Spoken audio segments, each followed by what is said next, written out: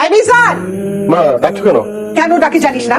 কাল রাতে বাড়িওয়ালা এসে চিল্লাচিল্লি করছে ভাড়ার জন্য। না বললি কালকে বেতন পাবি, ভাড়া দিবি, গেল সকাল গেল, কই এখনো ভাড়ার টাকা তোমার হাতে দিবি। মা অনেক রাতে ফিরেছি তো, তুমি ঘুমাচ্ছিলে, শুনলাম তোমার শরীরটাও খারাপ, তাই আর ডাকিনি।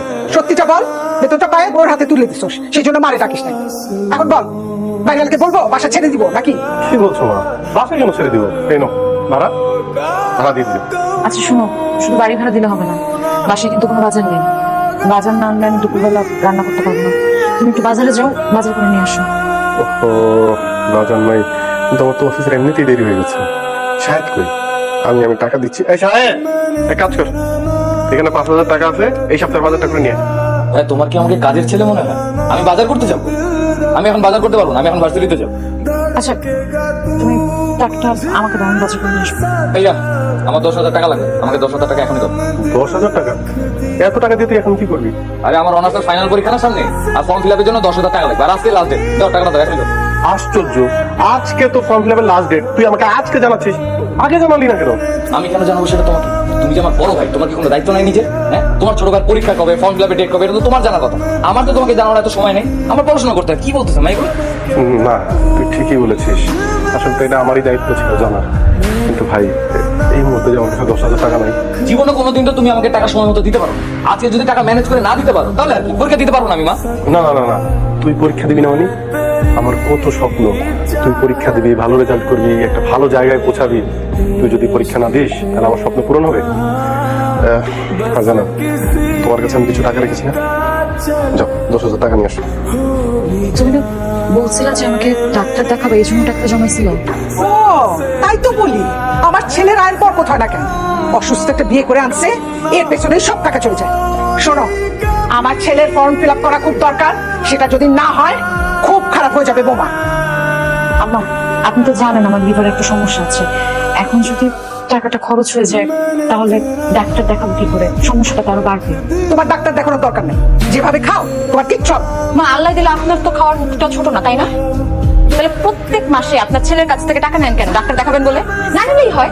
তুমি আমাকে খাওয়ানিয়া ঘটে দিলা মিজান, তোর সামনে তোর বউ এসব বলে আর তুই চুপ। মা তুমি ভাইয়াকে চিনো না? ভাইয়া ভাবির ভয়ে মুখ দিয়ে একটা কথাও বের করবে না।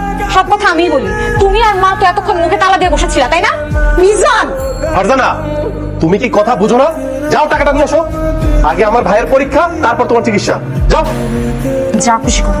কত বড় বিয়াদব, তোকে বলছি বউটারে টাইট দে, নাইলে কিন্তু খারাপ হয়ে যাবে। মা ভাইয়াকে কি বলতেছে এগুলা? ভাই এগুলো বুঝবে? ভাবির সামনে জীবন কোনো একটা কথা বলতে পারবে? এই নে টাকা, ফর্ম ফিল আপটা করে ফেল। মা তাহলে আমি আসি। এই দুধটা খাবি তো, দুধটা খেয়ে যা। তোমার ভাই ইউনিভার্সিটিতে যাচ্ছে আর তোমার মা তার পেছন পেছন দৌড়াচ্ছে দুধ খাওয়ানোর জন্য, আর সকাল থেকে তুমি নাস্তাটা করেছো কিনা সেটাও জানার প্রয়োজন মনে করলো না, তাই না?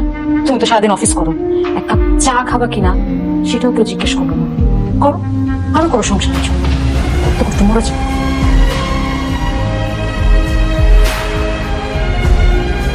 চলেন ভাইজান। আরে মিজান সাহেব, আপনি রাইড শেয়ার করেন? জি ভাই, এই অফিসের পর একটু রাইড শেয়ার করি। কি বলেন ভাই? আপনি সকাল 9টা থেকে সন্ধ্যা পর্যন্ত অফিসে হার ভাঙা পরিশ্রম করেন, তারপর আবার রাতে রাইড শেয়ার করেন? আরে ভাই, আমি তো অফিস থেকে বাসায় যাওয়ার পরে যে ঘুম দেই, সকালবেলা তো ঘুম দিয়ে উঠতে পারি না, আমার বড় ঠেলা তাকে আমার অফিসে পাঠায়।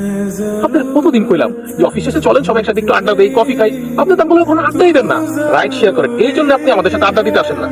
ঘটনা কি ভাই? আপনি একটা শিক্ষিত ছেলে, ভালো একটা চাকরি করেন, তো আপনি রাত্রিটা রাইড শেয়ার করেন কেন? আমার তো বাবা নাই, আমার পরিবারের সব দায়িত্ব আমার কাঁধে।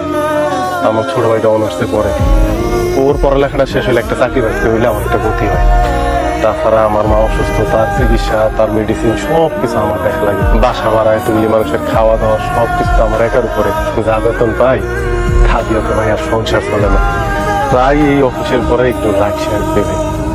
মিজান সাহেব, বড় ভাইরা বলে এমনই হয়। আমার পরিবারে তো অনেক খরচ, কিন্তু আমি তো কখনো এগুলো মাথায় জমাইনি, কারণ আমার ঘরে বড় ভাই আছে। আজকে আমিও বুঝতে পারছি আমার বড় ভাই তাহলে অনেক পরিশ্রম করে। আমার বড় ভাই যেমন আমার সংসারে অনেক অবদান, আপনার সংসারে অনেক অবদান ভাই। পরিবারের মানুষ ঠিক আপনার অনেক সম্মান করে, তাই না ভাই? ভাই আপনার কাছে একটা অনুরোধ, অফিসের পরে যে আমি রাইড শেয়ার করি এইটা আপনি অফিসের কাউরে বলবেন না। জানেনই তো অফিসের সবের মন তো আর একরকম না। আশা করবো আমার একটু খেয়াল দিন। প্লিজ ভাইজান আপনার কথা না।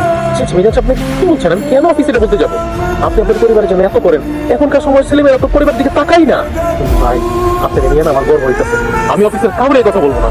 অনেক ধন্যবাদ, আমি উঠেন আমি আপনার নামে দিতেছি।